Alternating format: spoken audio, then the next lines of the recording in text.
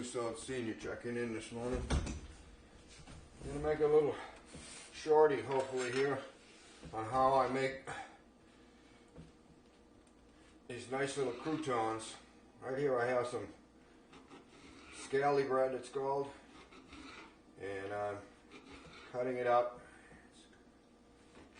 So it was getting a little dry, and before it turned green, I says we're going to make some croutons with that. And I will show you my method, which is not really rocket science, but not too bad. It works out pretty good.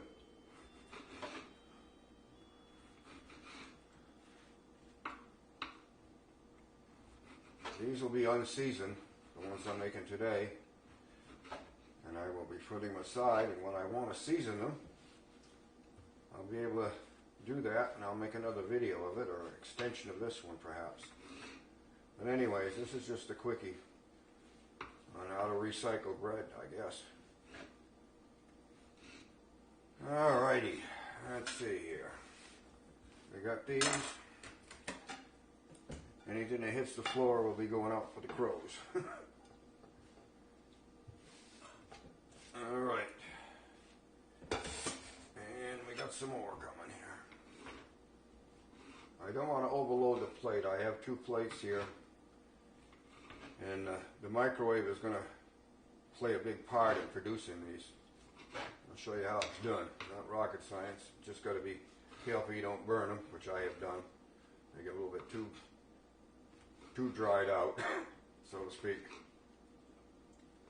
But they make good croutons, and you can, even these here, if you wanted to season them with something before you nuke them, you can do it. You don't want to pile them up. That's the reason why I have 2 plates. It's like this kind of. And I may have to move them around a little bit more. And just spread them out nicely. 1 or 2 on top of each other. It's not going to make a big deal, but I try not to do that. Okay, shall we start the process? I usually do this about a minute at a time so that I don't over dry them or burn them. Get the first batch in. Hit the 1 minute.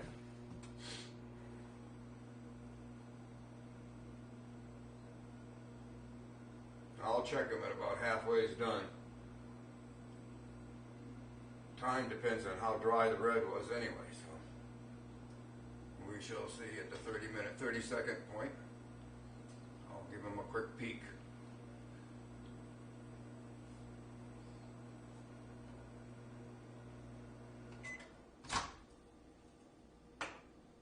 I think they can go the whole minute. Wrong before, but hopefully we're right this time.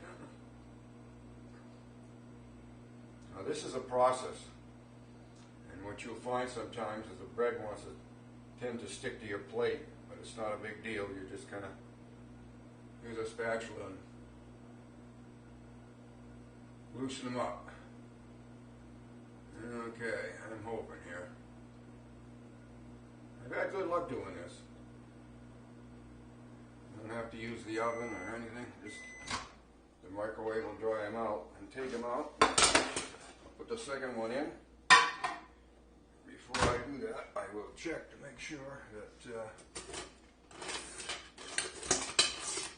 oh, I got a nice little spatula on that. So you can see they start to stick a little bit, so all you got to do is keep them loose. Alright, they're not burnt, so I believe it'll be safe to give it a minute. Now these, is once they're out, they're going to continue to dry, and you can tell they've got really nice and dry. When you first take them out, if you touch them, they still feel a little squishy sometimes, but the heat in the air and the moisture seems to get sucked right out of them. So we'll let this video run this time. A lot of times I'll stop it, but this one won't be too long.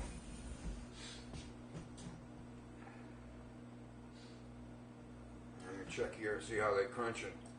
Now that's perfect. Nice and crunchy.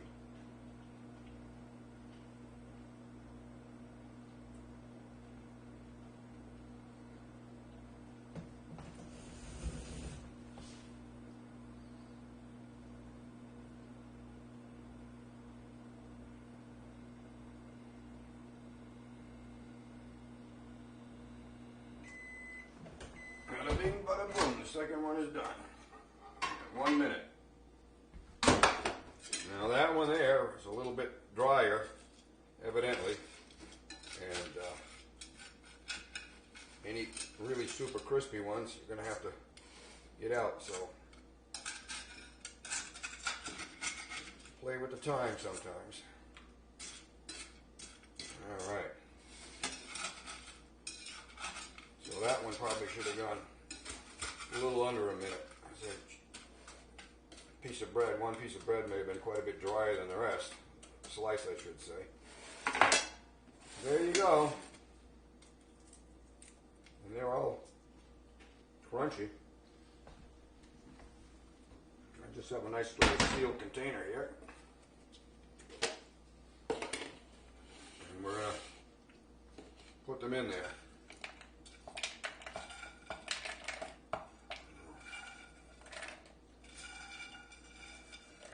I have a continuation with these that I do where you put them under the broiler for a short period of time, and before you do that, put them in a container that you can put a little bit of sprinkle olive oil and whatever seasoning you want, and tumble them up, put them on some aluminum foil in a nice tray, put them under the broiler, and for gosh sakes, keep an eye on them because it doesn't take long. You just want to let that stuff crisp them up just a tiny bit, pull them out, they're ready to go, and put in soups or chowders or whatever you want to do with them. You can put them in a salad. Okay, Lloyd Dussel Sr. checking out. Alright. Well, I decided to extend this video and see if we can't. I was lucky enough to make the croutons. Let's see if I can finish the job here and finish off the croutons.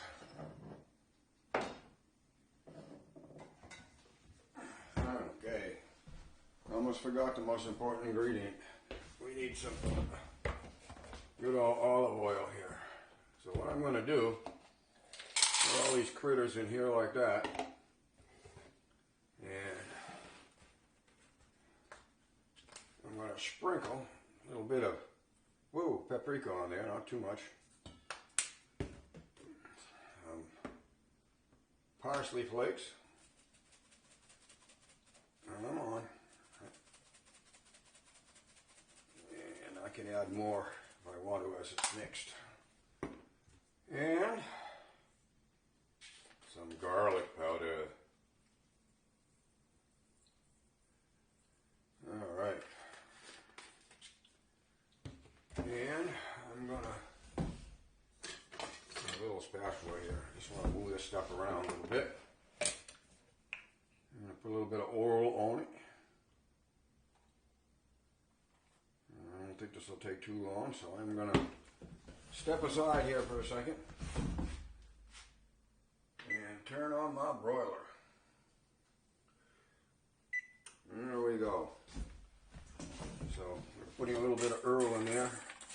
Trick is we want to get them all lubricated.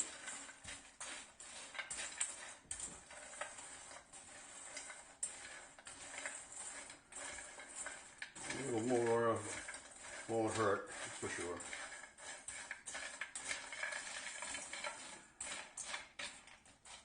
Give it a little dab more here.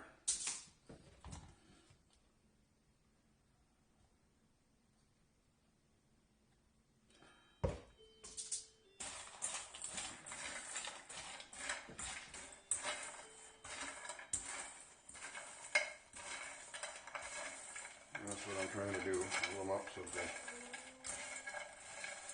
kind of all tumble into the oil and get coated on all sides. Now this is an awful small batch, but I guess it gets the point across as to what we're trying to do here. Alright. I am going to now give it one more little teeny sprinkle of garlic powder. And I got the right side here. We'll give it a teeny bit more of the paprika. And I'm going to give it some more. You know what? I'm going to live dangerous and open this side up and pick what I think I want to use in there. Because it's going to take all day to get it out the other way. All right, one more time here of blending. You can put anything you want in there.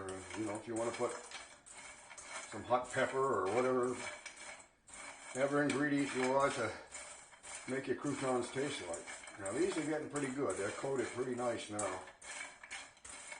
And staying together so they're not falling apart on me. I'm just trying to wipe it around the inside of the bowl here and see if I can get it to grab some more of the seasonings off the bowl. All right, on we go. Now, like I said, this is a very small batch, so I can keep it towards the center, and we'll see what happens here shortly. All right.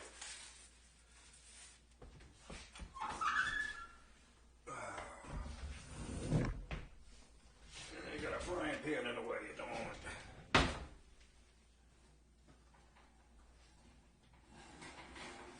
Which gets heated up every time. Sets in the oven. I let it heat up and almost like, oh, I gotta raise the shelf up.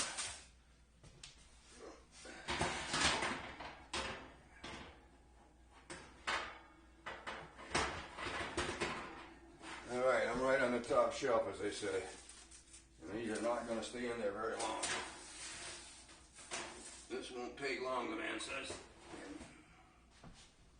All right, it's setting right on the broiler. So, I think I'll let the video run on this one because it shouldn't take too long.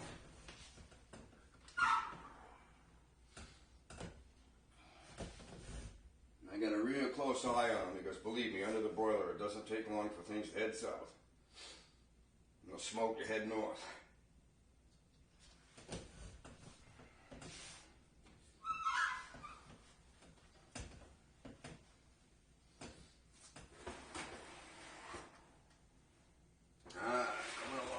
So far. I want to get that oil kind of get cooked into the crouton. I don't want it to burn. Pretty close to being there. Not an exact science, but I'm hoping to get lucky here and we get her done.